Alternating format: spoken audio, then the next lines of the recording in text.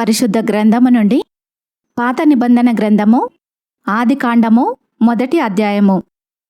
ఆదియందు దేవుడు భూమ్యాకాశములను సృజించెను. భూమి నిరాకారముగాను శూన్యముగాను ఉండెను. చీకటి అగాధ జలము పైన కమ్మియుండెను. దేవుని ఆత్మ జలములపైన అల్లాడుచుండెను. దేవుడు వెలుగు కమ్మని పలుకగా వెలుగు కలిగెను. వెలుగు మంచిదైనట్టు దేవుడు చూచెను. దేవుడు వెలుగును చీకటిని వేరుపరిచెను. దేవుడు వెలుగునకు పగలనియు చీకటికి రాత్రి అనియు పేరు పెట్టెను. అస్తమయమును ఉదయమును కలగగా ఒక దినమాయెను. మరియు దేవుడు జలముల మధ్య నొక విశాలము కలిగి ఆ జలములను ఈ జలములను వేరుపరచునుగాకని పలికెను. దేవుడు ఆ విశాలము చేసి విశాలము క్రింది జలములను విశాలము మీది జలములను వేరుపరచగా ఆ ప్రకారం ఆయను. దేవుడు ఆ విశాలమునకు ఆకాశమని పేరు పెట్టెను. అస్తమయమును ఉదయమును కలగగా 2వ దినమాయెను. దేవుడు ఆకాశము క్రిందనున్న జలము లొకచోటనే కూర్చబడి ఆరిన నేల కనబడునుగాకని పలుకగా ఆ ప్రకారం ఆయను. దేవుడు ఆరిన నేలకు భూమి అని పేరు పెట్టెను. జలరాశికి ఆయన సముద్రములని పేరు పెట్టెను. అది మంచిదని దేవుడు చూచెను. దేవుడు గడ్డిని విత్తనములిచ్చు చెట్లను భూమి మీద తమ తమ జాతి ప్రకారము తమలో విత్తనములు గల ఫలమిచ్చు ఫలవృక్షములను భూమి మొలిపించునుగాకని పలకగా ఆ ప్రకారం ఆయను. భూమి గడ్డిని తమ తమ జాతి ప్రకారము విత్తనములిచ్చు చెట్లను తమ తమ జాతి ప్రకారము తమలో విత్తనములు గల ఫలవృక్షములను మొలిపింపగా అది మంచిదని దేవుడు చూచెను. అస్తమయమును ఉదయమును కలగగా 3వ దినమాయెను. దేవుడు పగటిని రాత్రిని వేరుపరచునట్లు ఆకాశ విశాలమందు జ్యోతులు కలుగునుగాకనియు అవి సూచనలను కాలములను దిన సంవత్సరములను సూచించుటకై ఉండునుగాకనియు భూమి మీద వెలిగిచ్చుటకు అవి ఆకాశ విశాలమందు జ్యోతులై ఉండునుగాకనియు పలికెను. ఆ ప్రకారం ఆయను. దేవుడు ఆ 2 గొప్ప జ్యోతులను అనగా పగటిని ఏలుటకు పెద్ద జ్యోతిని రాత్రిని ఏలుటకు చిన్న జ్యోతిని నక్షత్రములను చేసెను.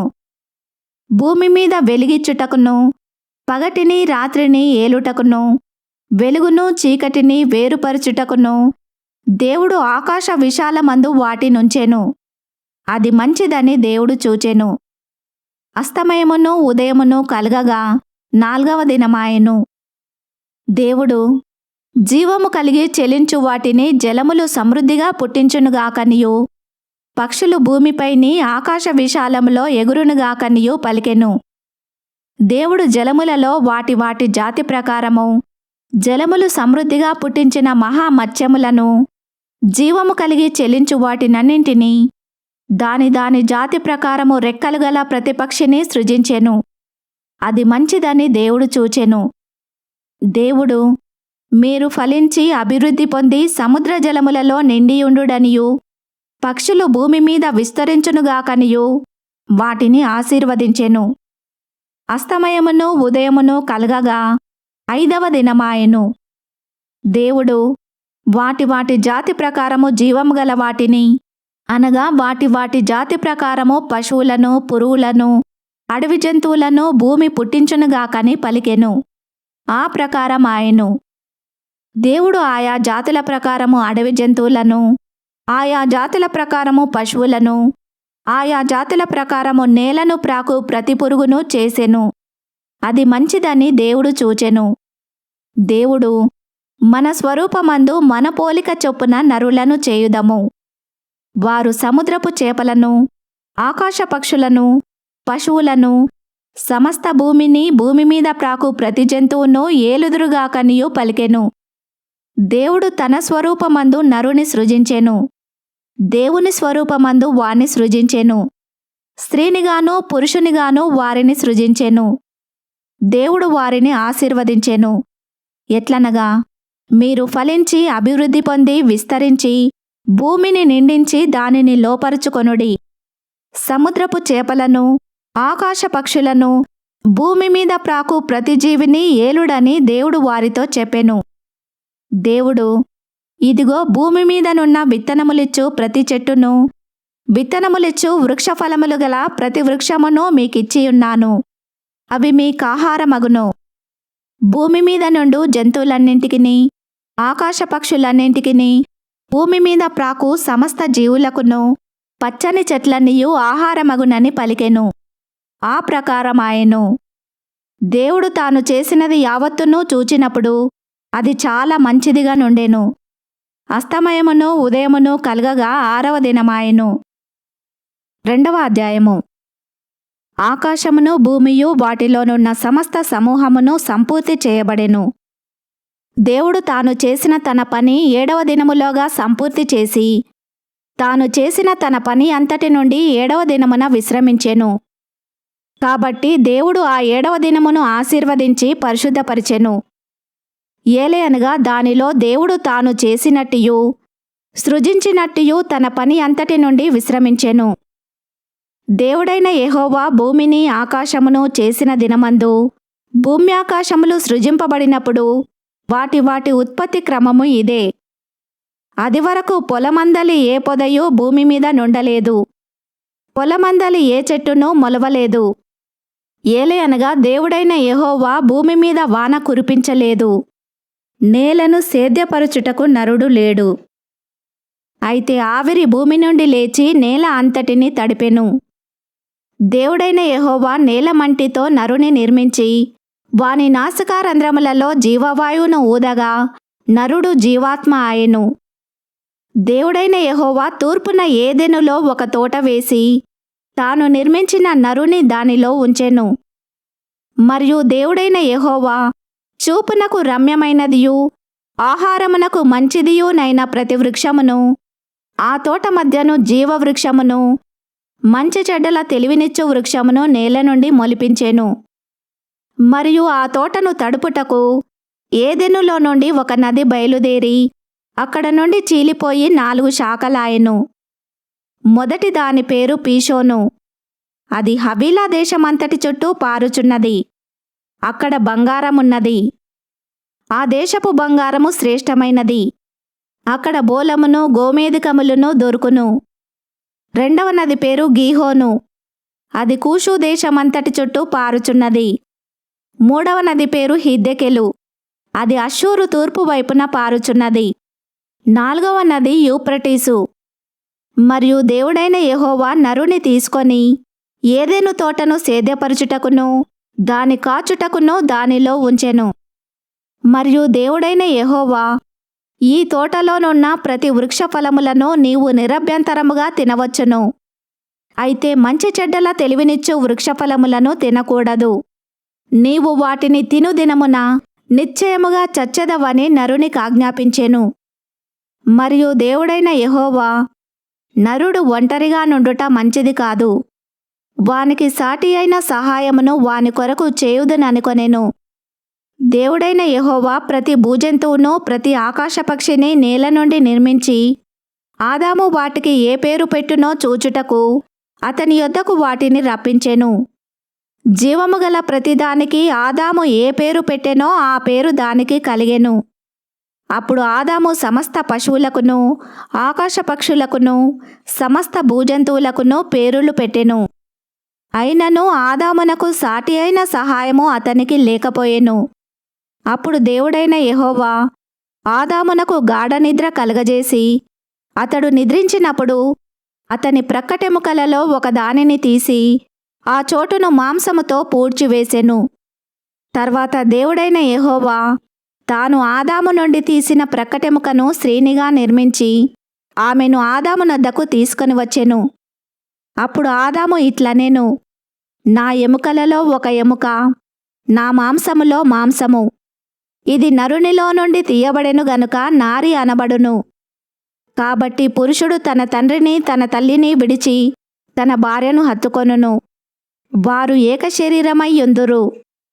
అప్పుడు ఆదామును అతని భార్యయు వారిద్దరు దిగంబరులుగా నుండిరి.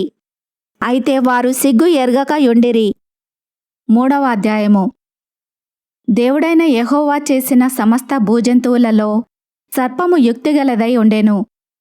అది ఆ స్త్రీతో, ఇది నిజమా? ఈ తోట చెట్లలో దేని ఫలములనైనను మీరు తినకూడదని దేవుడు చెప్పెనా అని అడిగెను. అందుకు స్త్రీ, ఈ తోట చెట్ల ఫలములను మేము తినవచ్చును. అయితే తోట మధ్యనున్న చెట్టు ఫలములను గూర్చి దేవుడు మీరు చావకుండునట్లు వాటిని తినకూడదనియూ వాటిని ముట్టకూడదనియూ చెప్పెనని సర్పముతో అనెను. అందుకు సర్పము, మీరు చావనే చావరు. ఏలయనగా మీరు వాటిని తిను దినమున మీ కన్నులు తెరవబడుననియూ మీరు మంచి చెడ్డలను ఎరిగినవారై దేవతల వలె ఉందురనియూ దేవునికి తెలియనని స్త్రీతో చెప్పగా, స్త్రీ ఆ వృక్షము ఆహారమునకు మంచిదియు కన్నులకు అందమైనదియు వివేకమిచ్చు రమ్యమైనదియునై ఉండుట చూచినప్పుడు ఆమె దాని ఫలములలో కొన్ని తీసుకొని తిని తనతో పాటు తన భర్తకును ఇచ్చెను. అతడు కూడా తినెను. అప్పుడు వారిద్దరి కన్నులు తెరవబడెను. వారు తాము దిగంబరులమని తెలుసుకొని అంజూరపు ఆకులు కుట్టి తమకు కచ్చడములను చేసుకొనిరి. చల్లపూటను ఆదామును అతని భార్యయు తోటలో సంచరించుచున్న దేవుడైన యెహోవా స్వరముని విని దేవుడైన యెహోవా ఎదుటికి రాకుండా తోట చెట్ల మధ్యను దాగుకొనగా, దేవుడైన యెహోవా ఆదామును పిలిచి, నీవు ఎక్కడ ఉన్నావనెను. అందుకతడు, నేను తోటలో నీ స్వరము వినినప్పుడు దిగంబరినిగా నుంటిని గనుక భయపడి దాగుకొంటిననెను. అందుకాయన, నీవు దిగంబరివని నీకు తెలిపినవాడెవడు?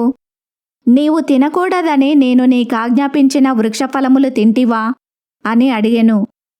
అందుకు ఆదాము, నాతో నుండుటకు నీవు నాకిచ్చిన ఈ స్త్రీయే ఆ వృక్షఫలములు కొన్ని నాకియ్యగా నేను తింటిననెను. అప్పుడు దేవుడైన యెహోవా స్త్రీతో, నీవు చేసినది ఏమిటని అడగగా, స్త్రీ, సర్పము నన్ను మోసపుచ్చినందున తింటిననెను. అందుకు దేవుడైన యెహోవా సర్పముతో, నీవు దీని చేసినందున పశువులన్నింటిలోనూ భూజంతువులన్నింటిలోనూ నీవు శపింపబడిన దానవై నీ కడుపుతో ప్రాకుచు నీవు బ్రతుకు దినములన్నీయూ మన్ను తిందువు. మరియు నీకును స్త్రీకిని నీ సంతానమునకును ఆమె సంతానమునకును వైరము కలగజేసెదను. అది నిన్ను తల మీద కొట్టును, నీవు దానిని మడిమ మీద కొట్టుదువని చెప్పెను. ఆయన స్త్రీతో, నీ ప్రయాసమును నీ గర్భవేదనను నేను మిక్కిలి హెచ్చించెదను. వేదనతో పిల్లలను కందువు. నీ భర్త ఎడల నీకు వాంఛ కలుగును, అతడు నిన్ను ఏలునని చెప్పెను. ఆయన ఆదాముతో, నీవు నీ భార్య మాట విని తినవద్దని నేను నీకాజ్ఞాపించిన వృక్షఫలములు తింటివి గనుక నీ నిమిత్తము నేల శపింపబడి ఉన్నది. ప్రయాసముతోనే నీవు బ్రతుకు దినములన్నీయూ దాని పంట తిందువు. అది ముండ్ల తుప్పలను గచ్చపొదలను నీకు మొలిపించును. పొలములోని పంట తిందువు. నీవు నేలకు తిరిగి చేరు వరకు నీ ముఖపు చెమట కార్చి ఆహారము తిందువు. ఏలయనగా నేల నుండి నీవు తీయబడితివి. నీవు మన్నే గనుక తిరిగి మన్నైపోదువని చెప్పెను. ఆదాము తన భార్యకు హవ్వ అని పేరు పెట్టెను. ఏలయనగా ఆమె జీవము గల ప్రతివానికిని తల్లి. దేవుడైన యెహోవా ఆదామునకును అతని భార్యకును చర్మపు చొక్కాయిలను చేయించి వారికి తొడిగించెను. అప్పుడు దేవుడైన యెహోవా, ఇదిగో మంచి చెడ్డలను ఎరుగునట్లు ఆదాము మనలో ఒకని వంటి వాడాయెను. కాబట్టి అతడు ఒకవేళ తన చెయ్యి చాచి జీవవృక్ష ఫలమును కూడా తీసుకొని తిని నిరంతరము జీవించునేమో అని దేవుడైన యెహోవా అతడు ఏ నేల నుండి తీయబడెనో దాని సేద్యపరచుటకు ఏదెను తోటలో నుండి అతన్ని పంపివేసెను. అప్పుడాయన ఆదామును వెళ్ళగొట్టి ఏదెను తోటకు తూర్పు దిక్కున కెరూబులను జీవవృక్షమునకు పోవు మార్గమును కాచుటకు ఇటు అటు తిరుగుచున్న ఖడ్గజ్వాలను నిలువబెట్టెను. 4వ అధ్యాయము. ఆదాము తన భార్య అయిన హవ్వను కూడినప్పుడు ఆమె గర్భవతి అయి కయీనును కని, యెహోవా దయవలన నేనొక మనుషుని సంపాదించుకొన్నాననెను. తర్వాత ఆమె అతని తమ్ముడగు హేబెలును కనెను. హేబెలు గొర్రెల కాపరి, కయీను భూమిని సేద్యపరచువాడు. కొంతకాలమైన తర్వాత కయీను పొలము పంటలో కొంత యెహోవాకు అర్పణగా తెచ్చెను. హేబేలు కూడా తన మందలో తొలుచూలున పుట్టిన వాటిలో క్రొవ్విన వాటిని కొన్ని తెచ్చెను. యెహోవా హేబేలును అతని అర్పణను లక్ష్యపెట్టెను. కయీనును అతని అర్పణను ఆయన లక్ష్యపెట్టలేదు. కాబట్టి కయీనుకు మిక్కిలి కోపము వచ్చి అతడు తన ముఖము చిన్నబుచ్చుకొనగా, యెహోవా కయీనుతో, నీకు కోపమేలా? ముఖము చిన్నబుచ్చుకొని ఉన్నావేమి? నీవు సత్క్రియ చేసిన ఎడల తలనెత్తుకొనవా? సత్క్రియ చేయని ఎడల వాకిట పాపము పొంచియుండును. నీ ఎడల దానికి వాంఛ కలుగును, నీవు దానిని ఏలుదువనెను. కయీను తన తమ్ముడైన హేబెలుతో మాటలాడెను. వారు పొలములో ఉన్నప్పుడు కయీను తన తమ్ముడైన హేబెలు మీద పడి అతనిని చంపెను. యెహోవా, నీ తమ్ముడైన హేబెలు ఎక్కడ ఉన్నాడని కయీను నడగగా, అతడు, నేనెరుగను, నా తమ్మునికి నేను కావలివాడనా అనెను. అప్పుడాయన, నీవు చేసిన పని ఏమిటి? నీ తమ్ముని రక్తం యొక్క స్వరము నేలలో నుండి నాకు మొరపెట్టుచున్నది. కావున నీ తమ్ముని రక్తమును నీ చేతిలో నుండి పుచ్చుకొనుటకు నోరు తెరిచిన ఈ నేల మీద ఉండకుండా నీవు శపింపబడిన వాడవు. నీవు నేలను సేద్యపరచునప్పుడు అది తన సారమును ఇక మీదట నీకియ్యదు. నీవు భూమి మీద దిగులు పడుచు దేశదిమ్మరివై ఉందువనెను. అందుకు కయీను, నా దోషశిక్ష నేను భరించలేనంత గొప్పది. నేడు ఈ ప్రదేశము నుండి నన్ను వెళ్ళగొట్టితివి. నీ సన్నిధికి రాకుండా వెలివేయబడి దిగులు పడుచు భూమి మీద దేశదిమ్మరినై ఉందును. కావున నన్ను కనుగొను వాడెవడో వాడు నన్ను చంపునని యెహోవాతో అనెను. అందుకు యెహోవా అతనితో, కాబట్టి ఎవడైనను కయీనును చంపిన ఎడల వానికి ప్రతిదండన 7 కలుగుననెను. మరియు ఎవడైనను కయీనును కనుగొని అతనిని చంపకయుండునట్లు యెహోవా అతనికి ఒక గురుతు వేసెను. అప్పుడు కయీను యెహోవా సన్నిధిలో నుండి బయలుదేరి వెళ్ళి ఏదెనుకు తూర్పు దిక్కున నోదు దేశంలో కాపురముండెను. కయీను తన భార్యను కూడినప్పుడు ఆమె గర్భవతి అయి హనోకును కనెను. అప్పుడతడు ఒక ఊరు కట్టించి ఆ ఊరికి తన కుమారుని పేరును బట్టి హనోకను పేరు పెట్టెను. హనోకుకు ఈరాదు పుట్టెను. ఈరాదు మహూయాయేలును కనెను. మహూయాయేలు మతూషాయేలును కనెను.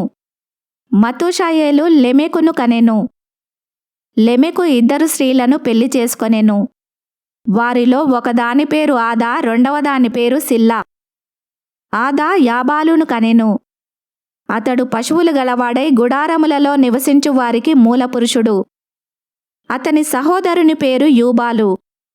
ఇతడు సితారాను సానికను వాడుక చేయు వారందరికిని మూలపురుషుడు. మరియు సిల్లా తూబల్కయీనును కనెను. అతడు పదునుగల రాగి పనిముట్లన్నింటినీ ఇనుప పనిముట్లన్నింటినీ చేయువాడు. తూబల్కయీను సహోదరి పేరు నయమా. లెమెకు తన భార్యలతో, ఓ ఆదా, ఓ సిల్లా, నా పలుకు వినుడి. లెమెకు భార్యలారా, నా మాట ఆలకించుడి. నన్ను గాయపరిచినందుకై ఒక మనిషిని చంపితిని. నన్ను దెబ్బ కొట్టినందుకై ఒక పడుచువాని చంపితిని. 7 ప్రతిదండన కయీను కోసరము వచ్చిన ఎడల లెమెకు కోసరము 77 వచ్చుననెను. ఆదాము మరల తన భార్యను కూడినప్పుడు ఆమె కుమారుని కని, కయీను చంపిన హేబెలునకు ప్రతిగా దేవుడు నాకు మరియొక సంతానమును నియమించెననుకొని అతనికి షేతు అను పేరు పెట్టెను. మరియు షేతునకు కూడా కుమారుడు పుట్టెను. అతనికి ఏనోషను పేరు పెట్టెను. అప్పుడు యెహోవా నామమున ప్రార్థన చేయుట ఆరంభమైనది. 5వ అధ్యాయము. ఆదాము వంశావళి గ్రంథము ఇదే. దేవుడు ఆదామును సృజించిన దినమున దేవుని పోలికగా అతని చేసెను. మగవానిగాను ఆడుదానిగాను వారిని సృజించి, వారు సృజింపబడిన దినమున వారిని ఆశీర్వదించి వారికి నరులని పేరు పెట్టెను. ఆదాము 130 ఏండ్లు బ్రతికి తన పోలికగా తన స్వరూపమున కుమారుని కని అతనికి షేతు అను పేరు పెట్టెను. షేతును కనిన తర్వాత ఆదాము బ్రతికిన దినములు 800 ఏండ్లు. అతడు కుమారులను కుమార్తెలను కనెను. ఆదాము బ్రతికిన దినములన్నీయు 930 ఏండ్లు. అప్పుడతడు మృతి పొందెను. షేతు 105 ఏండ్లు బ్రతికి ఎనోషును కనెను. ఎనోషును కనిన తర్వాత షేతు 807 ఏండ్లు బ్రతికి కుమారులను కుమార్తెలను కనెను. షేతు బ్రతికిన దినములన్నీయు 912 ఏండ్లు. అప్పుడతడు మృతి పొందెను. ఎనోషు 90 సంవత్సరములు బ్రతికి కేయినానును కనెను. కేయినానును కనిన తర్వాత ఎనోషు 815 ఏండ్లు బ్రతికి కుమారులను కుమార్తెలను కనెను. ఎనోషు దినములన్నీయు 905 ఏండ్లు. అప్పుడతడు మృతి పొందెను. కేయినాను 70 ఏండ్లు బ్రతికి మహలలేలును కనెను. మహలలేలును కనిన తర్వాత కేయినాను 840 ఏండ్లు బ్రతికి కుమారులను కుమార్తెలను కనెను. కేయినాను దినములన్నీయు 910 ఏండ్లు. అప్పుడతడు మృతి పొందెను. మహలలేలు 65 ఏండ్లు బ్రతికి యెరెదును కనెను. యెరెదును కనిన తర్వాత మహలలేలు 830 ఏండ్లు బ్రతికి కుమారులను కుమార్తెలను కనెను. మహలలేలు దినములన్నీయు 895 ఏండ్లు. అప్పుడతడు మృతి పొందెను. యెరెదే 162 ఏండ్లు బ్రతికి హనోకును కనెను. హనోకును కనిన తర్వాత యెరెదు 800 ఏండ్లు బ్రతికి కుమారులను కుమార్తెలను కనెను. యెరెదు దినములన్నీయు 962 ఏండ్లు. అప్పుడతడు మృతి పొందెను. హనోకు 65 ఏండ్లు బ్రతికి మెతూషెలను కనెను. హనోకు మెతూషెలను కనిన తర్వాత 300 ఏండ్లు దేవునితో నడుచుచు కుమారులను కుమార్తెలను కనెను. హనోకు దినములన్నీయు 365 ఏండ్లు. హనోకు దేవునితో నడిచిన తర్వాత దేవుడతన్ని తీసుకొని పోయెను గనుక అతడు లేకపోయెను. మెతూషెల 187 ఏండ్లు బ్రతికి లెమెకును కనెను. మెతూషెల లెమెకును కనిన తర్వాత 782 ఏండ్లు బ్రతికి కుమారులను కుమార్తెలను కనెను. మెతూషెల దినములన్నీయు 969 ఏండ్లు. అప్పుడతడు మృతి పొందెను. లెమెకు 182 ఏండ్లు బ్రతికి ఒక కుమారుని కని, భూమిని యెహోవా శపించినందువలన కలిగిన మన చేతుల కష్టము విషయంలోనూ మన పని విషయంలోనూ ఇతడు మనకు నెమ్మది కలగజేయుననుకొని అతనికి నోవహు అను పేరు పెట్టెను. లెమెకు నోవహును కనిన తర్వాత 195 ఏండ్లు బ్రతికి కుమారులను కుమార్తెలను కనెను. లెమెకు దినములన్నీయు 777 ఏండ్లు. అప్పుడతడు మృతి పొందెను. నోవహు 500 ఏండ్లు గలవాడై షేమును హామును యాపెతును కనెను. ఈ వాక్యమును విన్న మిమ్ములందరినీ దేవుడు దీవించునుగాక. ఆమెన్.